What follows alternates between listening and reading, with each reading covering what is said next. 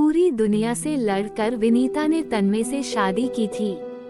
विनीता और तन्मय एक दूसरे से प्यार करते थे। उसने रिलेशन को 4 साल हो गए थे। फिर दोनों ने फैसला किया कि अब वो शादी कर लेंगे। लेकिन सबसे बड़ी चुनौती थी घर वालों को मनाना। तन्मय के घर पर बस उसकी मम्मी थी और एक छोटी बहन थी। तन्मय के पापा नहीं थे, तो उसके लिए थोड़ा आसान था अपनी मम्मी को मनाना। लेकिन विनीता के घर वाले इतनी आसानी से नहीं मानने वाले थे। विनीता ने हर कोशिश करके देख लिया था, लेकिन उसके घर वाले नहीं माने। उसके घर वाले उससे परेशान होकर ये कह दिया कि अगर तुझे उससे शादी करनी है तो कर ले, लेकिन फिर कभी हमारे दरवाजे पर नहीं आना। उसने ये बात तन्मय को बताई थी। तन्मय ने कहा कि अगर तुम सच में मुझसे प्यार करती हो तो मैं हमेशा तुम्हारे साथ हूँ, हर परिस्थिति में तुम्हारे साथ रहूँगा।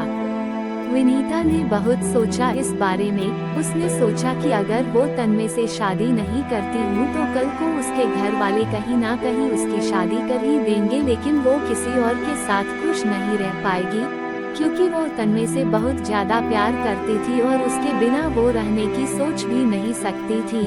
और अगर वो तन्मय से शादी कर लेती है तो कल को उसके घर वाले भी देखेंगे कि वो तन्मय के साथ कितनी खुश है, तो शायद उसके घर वाले भी उनका रिश्ता मंजूर कर ले।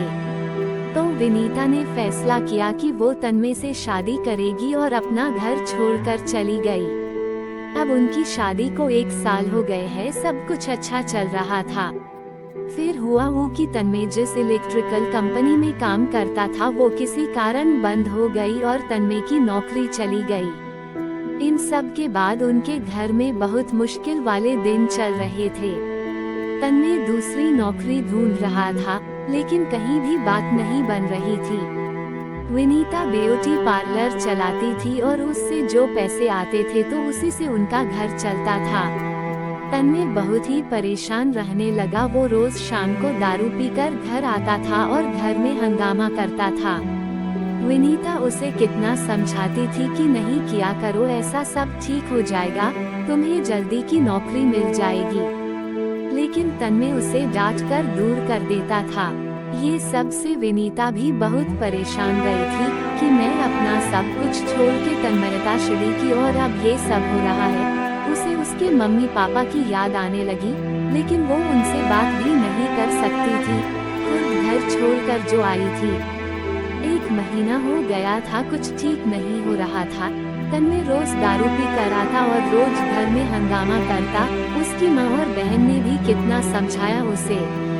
विनीता भी अपने हिसाब से तन्मय के लिए नौकरी ढूंढ रही थी। एक बार विनीता ने तन्मय की नौकरी एक इलेक्ट्रिकल दुकान में लगवाई थी, लेकिन उधर उसका मन नहीं लगा और 15 दिन में ही उधर से नौकरी छोड़ दिया। उस सब के बाद भी विनीता तन्मय के साथ प्यार से पेश आती थी। तन्मय पूरा दिन घर पर ही रहता था और विनीता पूरा दिन ब्यूटी पार्लर में काम करती थी। शाम को जब वो घर आती तो सबके लिए खाना बनाती और घर का काम करती थी। तन्मय विनीता से ज्यादा बात भी नहीं करता था। अब विनीता से जो जितना होता वो वह सब कुछ करती थी। बहुत दिन बीत गए थे ऐसे ही। इतने दिनों में तन्मय ने देखा था कि विनीता ने कभी भी उससे कोई शिकायत नहीं करती थी, कभी बस चुपचाप पूरे घर का ध्यान रखती थी। ये सब देखकर तन्मय को बहुत बुरा लग रहा था। अब उसने सोचा कि शादी के बाद उसने विनीता कोई खुशी नहीं दिया, उसके भी कुछ सपने होंगे, अरमान होंगे। ये सब सोचकर एक दिन उसने विनीता से बोला कि मुझे कुछ रुपयों की जरूरत है, क्या तुम दे सकती हो? विनीता ने तन्मय से कुछ नहीं पूछा और अपने बचाए हुए रुपए उसने तन्मय को दे दिया, जो 20,000 थे। तन्मय अगले दिन कहीं घर से बाहर गया किसी को बिना बताए। वो लगातार कुछ दिनों तक रोज कहीं जाता था। उसने घर पर किसी को नहीं बताया था कि वो कहाँ जाता है, क्या करता है। और कुछ दिनों बाद घर पर उसने कहा कि कल सबको मेरे साथ कहीं चलना है। विनीता बोली मैं नहीं जा सकती, ब्यूटी पार्लर जाना रहता है। तन्मय ने बड़े प्यार से उसे कहा ही कल ब्यूटी पार्लर बंद रहेगा और तुम मेरे साथ चलोगी। विनीता बोली ठीक है। अगले दिन तन्मय अपनी मम्मी, बहन और पत्नी को लेकर एक दुकान पर गया। उधर उसने बताया कि उसने एक इलेक्ट्रॉनिक्स का छोटा सा स्टोर खोला था जिसमें अभी ज्यादा सामान तो नहीं थे, लेकिन स्टोर की शुरुआत करने के लिए उतना सब काफी था। तो आज उस स्टोर का उद्घाटन है, इसीलिए मैं आप लोगों को ये लेकर आया हूँ। तब विनीता को समझ गया कि तन्मय इतने दिनों से कहा जाता था क्या करता था, वो ये स्टोर के काम में लगा हुआ था। फिर विनीता ने पूछा आपके पास इतने पैसे कहाँ से आए? तन्मय ने बताया कि 20,000 उसने दिए थे, बाकी उसने अपने कुछ दोस्तों से उधार लिया है, धीरे धीरे उन्हें लौटा देगा। ये सब देखकर तन्मय की मम्मी, बहन और विनीता बहुत खुश हुए। विनीता को अच्छा लगा कि तन्मय अब बदल रहा है, अब वो परिवार की जिम्मेदारियों को समझ रहा है।